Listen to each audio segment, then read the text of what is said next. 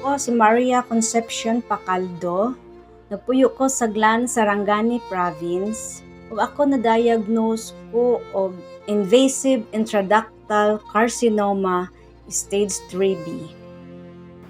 Pag-ingon ako sila ha, dawat man nila kasi nasa lahi na parang dili na bago sa kanila ang cancer. Yung sa kanila lang is kung makasurvive ba ako. Na gani nag-ingon sa ko nga mamatay na gina si Ate Maricon. Kasi sa itsura na ako tong time na nag-chemo ko. Grabe. Siyempre, isip ni mo, duha lang mo magsuon, na walang isa tungkol sa cancer. Tapos ikaw. Namatay siya year 2016. Na-diagnose pod ko tong 2016 og ovarian cancer. November 18 siya namatay, November 3 man ko na-operahan. Ang gipangayo gito na ako nga, ayaw lang sa Lord, kay duha lang mi nga magsuon. So wala na siya. Kung karon mawala ko, magunsa akong anak kasi isa lang ako ang anak And then separated ko. Tapos isa lang ako sa akong mama. Kami na lang. Rag-ana din, duha akong pamangkin, duha ang anak sa akong sister. Moto siya basta naging positive lang talaga. So, itong nag-start ko og pa-ozone, nga 2 weeks after ato, nana siya napaksit. So, nagagawas na ang katong fluid, nag-discharge na siya ana. And then, nagadako siya. Nag-decide ko nga magpa-opera. Tapos, ingon tong doktor dili nga, dili ra ba ka maoperahan kung dili ka makemo. So, niadto kong isa ka surgeon nga onko. So, gitan-aw niya, hikap niya siya nga, movable naman siya. Then, hindi naman siya inflammatory. Cancerous sabi niya.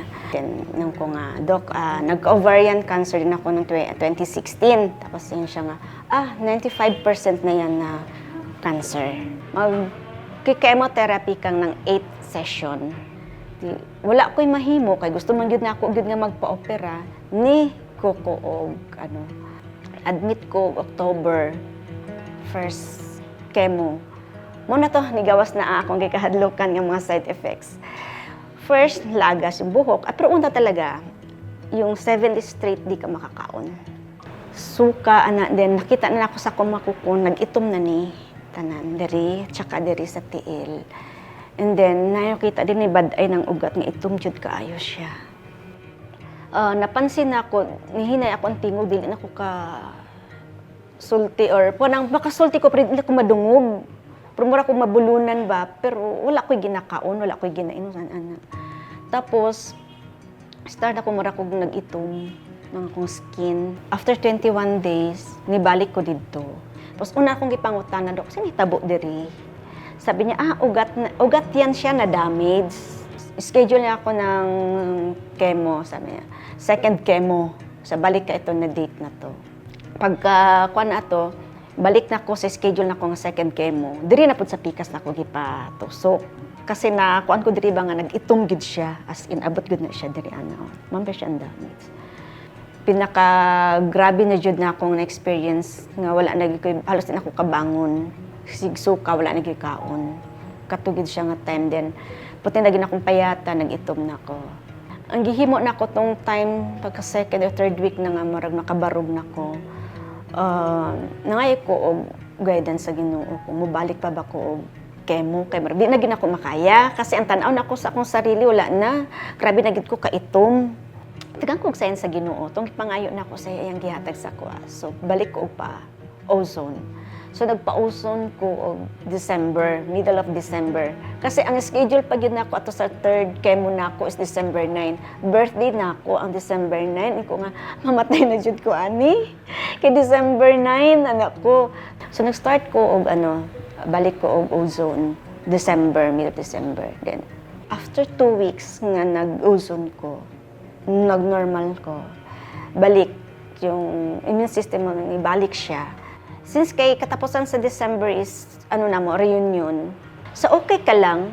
Okay lang. Sa burapag nibalik ni mo hang itsura, siya, nga nag-ozone ka, ako mga relatives. Nagbalik ko og pa-ozone pagka March, middle of March, hantod sa middle of April, preparatory to siya para sa surgery. Pagka August, nilarga ko og Manila para sa surgery. Nag-request og tumor marker. Ang result sa ako ang tumor marker, 7 na lang siya. So, ready na talaga ako for surgery. So, mauto siya pagka perahan ko, September, October, uli na ako sa Sarangani. Back to work na ako. Sa ozone, syempre, i-boost magod yung immune system ni mo. Then, wala kay side effects. Kasi pagkahuman manggod ni mong ozone, pwede ra ka magtrabaho dayon. Pwede ka nga maglihok dayon, bisa sa balay or sa work.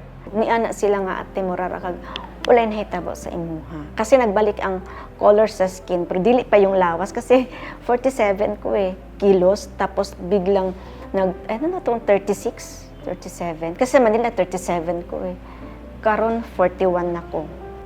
Kasi nabalik niya ang aura. Boost ng immune system nimo. Wala kay makita nga side effects. Wala talaga as in. Katong mga side effect nga nakuha sa chemo, na clear, na limpyo siya, nabalik siya tanan-tanan. Pila lang mga month lang, 2 months, wala na siya. Daghang nangutana sa kabot sa ozone. So, gina-istoryahan ako sila. Nya, mawani na siya, daghan ang nag-ingon nga, kung naa pa lang siguro ang ozone ato nga time, nga buhay pa imong sister. Basin, nabuhi pa siya. Sila po nga nakakita gid sa ako, abisan pagbalik yun ako dito sa MUA. Ingon sila, ma'am, naka-recover ka.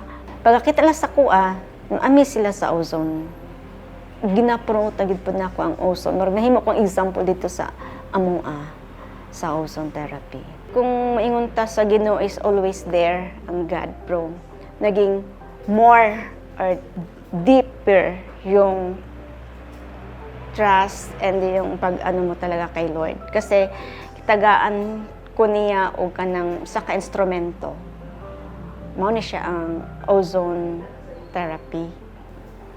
Lang na siya, ako ang nakuan ako. Ang relationship nako kay Lord is more deeper pagkit siya. Ako si Maricon, continue ako ang pagpa-ozone therapy. Unta, daghan pa ang ma-inspire sa ako ang naagian. Wala siguro ko nagpa-ozone, ambot na lang kay daghan na nagkuan sa ko ang siguro daw mamatay na ko, pero 1 year na sa kadtong nag-negative ko na ani ako karon back to normal na ako ang life, back to work na ako.